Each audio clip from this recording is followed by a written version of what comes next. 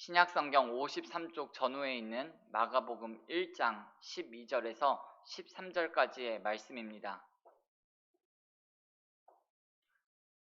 다 함께 마가복음 1장 12절에서부터 13절까지 함께 봉독하시겠습니다. 성령이 곧 예수를 광야로 몰아내신지라.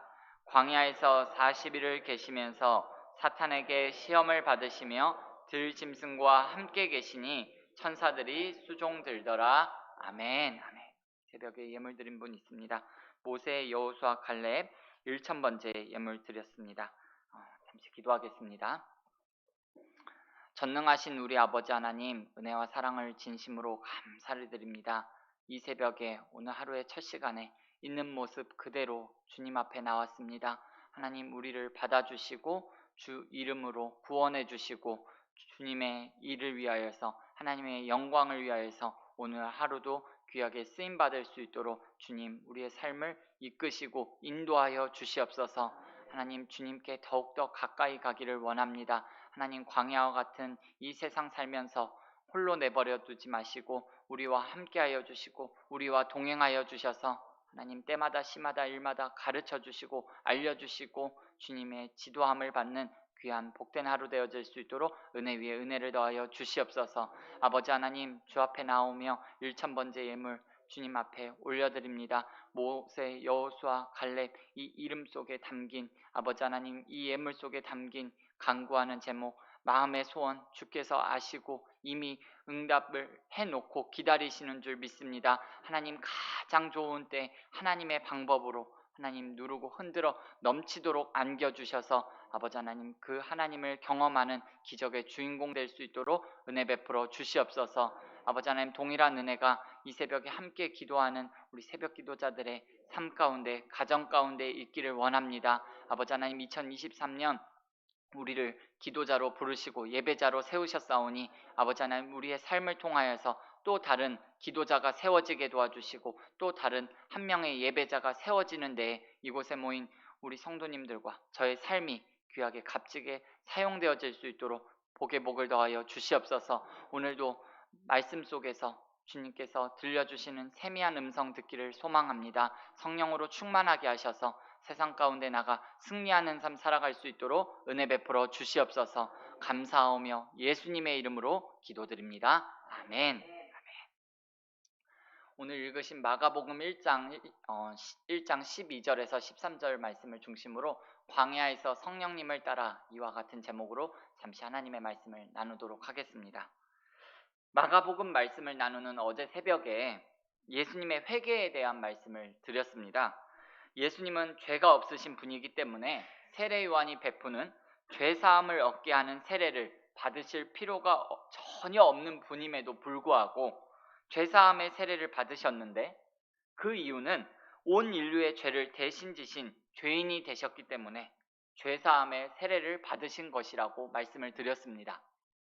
세례 요한은 예수님을 뭐라고 불렀느냐 하면, 보라, 세상 죄를 지고 가는 하나님의 어린 양이로다 라고 그랬습니다. 세상 죄를 지고 가신다. 이스라엘 사람의 죄만 지신 것도 아니고 서양 사람의 죄만 지신 것이 아니라 온 인류의 죄를 지시고 그 죄를 회개하게 하기 위해서 받은 세례입니다.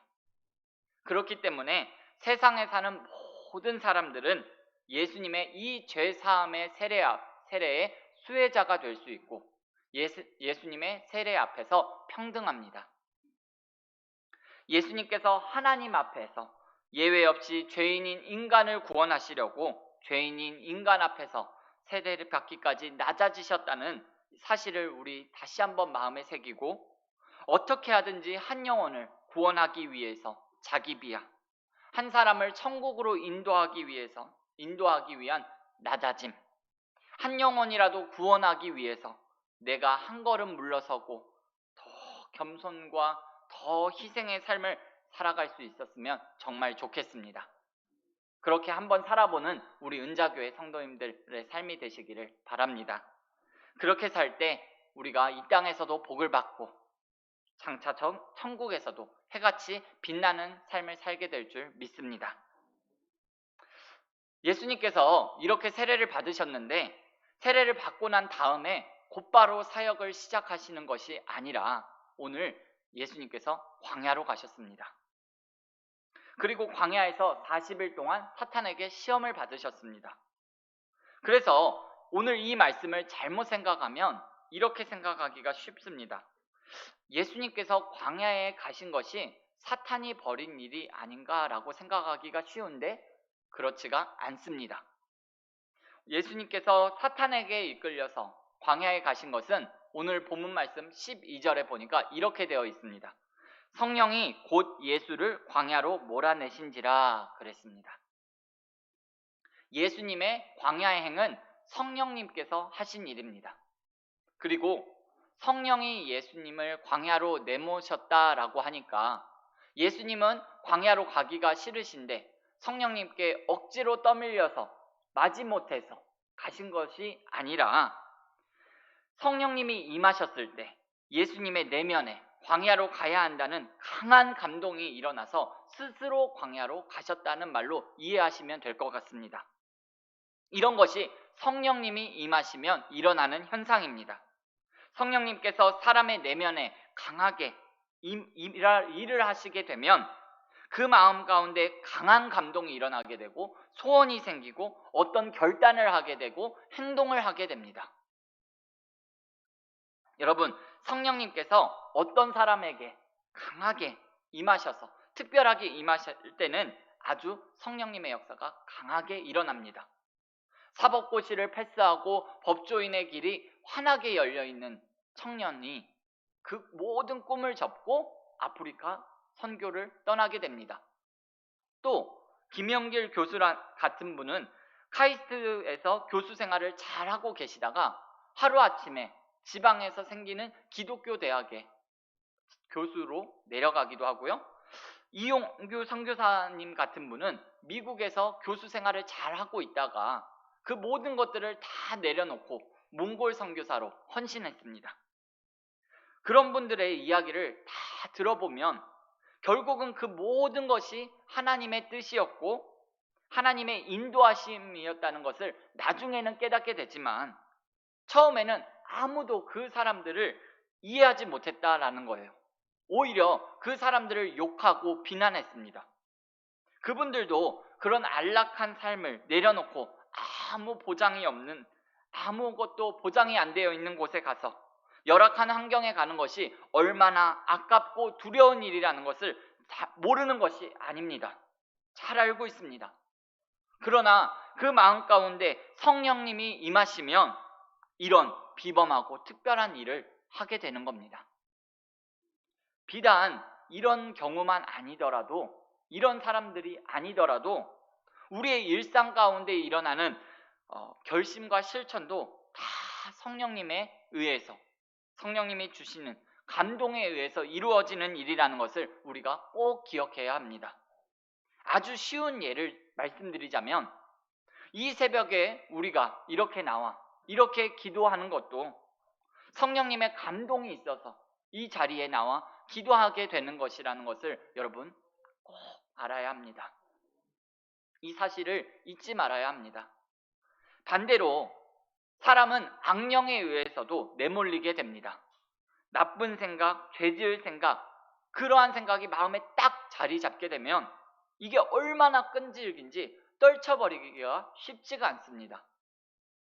여러분, 사탄은 죄 지을 생각을 마음에 딱 불어넣고 기어이 그 죄를 짓게 말고야 만듭니다.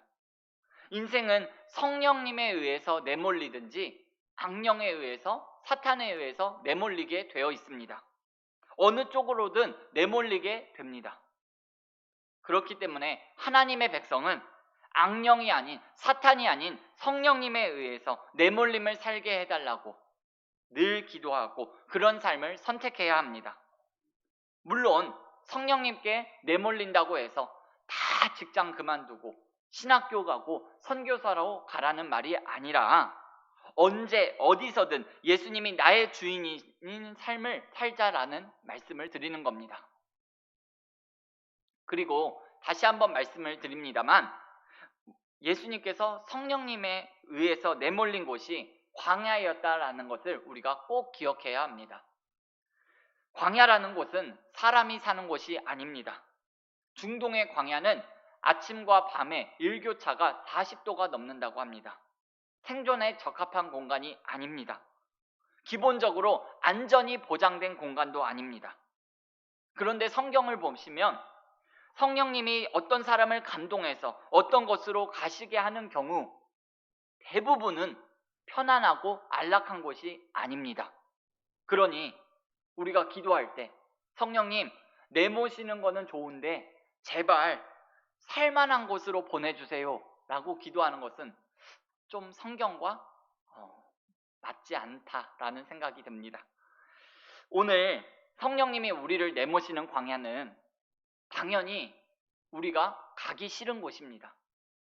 일은 엄청 시키고 월급은 쥐꼬리만큼 주면서 스트레스는 왕창 주고 신경질 나게 만드는 직장, 그곳이 우리의 광야일 수도 있습니다. 상대하기 부담스럽고 만나기 싫은 사람을 만나야 하는 자리, 그곳이 우리의 광야입니다.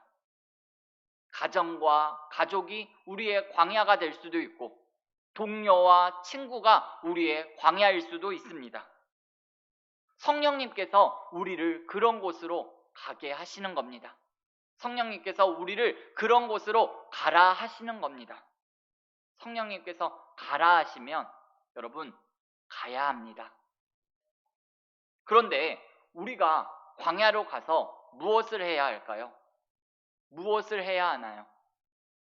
불평하고 원망하고 욕하고 비아냥대고 그래야 될까요? 그렇지가 않습니다. 여러분, 우리가 세상 사람들과 똑같이 광야에 있어도 우리는 우연히 광야에 온 사람들이 아닙니다. 우리가 재수가 없어서 광야에 오게 된 것이 아니라 우리는 성령님이 가라 하셔서 광야에 온 사람들이고 그곳에 보냄을 받은 사람들이라는 것을 꼭 기억해야 합니다. 그리고 그 광야에서 길을 내는 사람이 되어야 합니다. 광야에서 길을 잃은 사람이 아니라 광야에서 우리는 길을 내는 사람들이 되어야 합니다. 정직함과 진실함과 평안함과 담대함으로 길을 만들어야 합니다. 예수님께서 광야에서 하신 일이 바로 그런 일입니다. 마가복음에는 예수님께서 광야에서 시험 받으신 내용이 나와 있지 않지만 우리는 예수님께서 광야에서 시험 받으신 내용이 무엇인지 잘 알고 있습니다. 돌을 떡을 만들어 먹으라는 시험, 높은 데서 뛰어내려 보라는 시험, 사탄에게 절하라는 시험. 그런데 예수님께서 그 시험을 전부 다 말씀으로 이기셨습니다. 그런 것처럼 오늘 하루도 우리도 하나님의 말씀을 따라서 광야에서 고생하고 힘들어하는 사람들에게 길이 되고 용기가 되고 위안이 되는 삶을 살아야 합니다. 그럴 때 천사들이 와서 수종드는 경험을 하게 될 줄 믿습니다. 광야에서 하나님의 말씀이 나를 인도하실 때, 광야에서 하나님의 말씀을 따라 살 때 뭔가가 나를 도와주고 있는 느낌, 뭔가 충만해서 좋은 느낌을 느끼게 되는데 그게 바로 하나님께서 기뻐하시고 천사를 보내셔서 나를 응원하고 돕고 계시다는 사실을 여러분 꼭 기억하셨으면 좋겠습니다.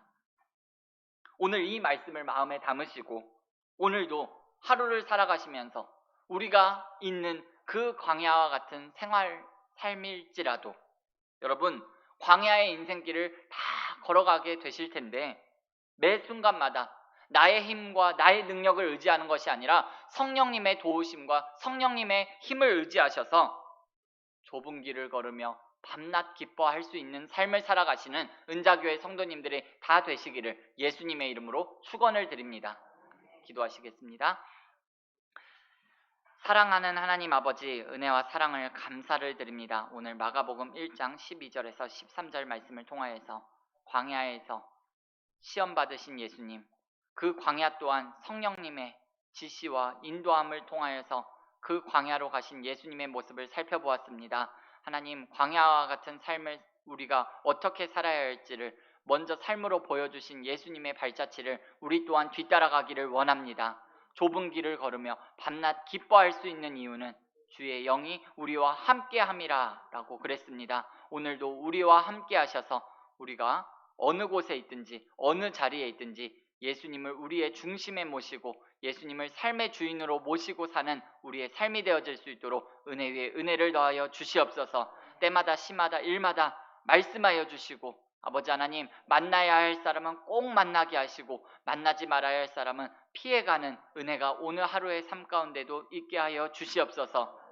광야에서도 말씀으로 모든 시험을 이기셨던 예수님처럼 아버지 하나님, 말씀 꽉 붙잡고 말씀으로 기도로 아버지 하나님, 우리 앞에 있는 모든 시험을 이겨 믿음으로 오늘 하루도 믿음으로 삶을 살아가는 하나님의 백성, 하나님의 자녀다운 삶을 살아갈 수 있도록 은혜 베풀어 주시옵소서. 감사하며 예수님의 이름으로 기도드립니다. 아멘. 너희는 이렇게